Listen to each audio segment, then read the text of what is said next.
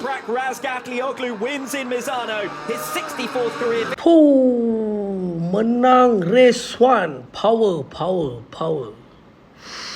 wins this season. This is the 8th for Toprak Razgatlioglu. He takes the Super Bowl race in Misano. Menang Super Bowl race. Memang power.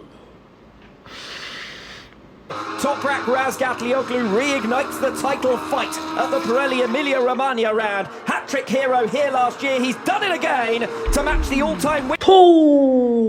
Menang race 2. Maknanya treble hat-trick. Dah lah dia menang ketiga-tiga race dekat Lita Misano Italy ni. Last race tu siap dia buat wekang sekali.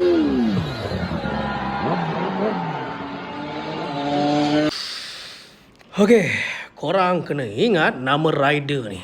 Korang kena save nama rider ni. Nama dia apa? Toprak Razgatlioglu daripada Turki. Dia ni akan bermain di MotoGP next season. Dia punya skill memang tahap dewa.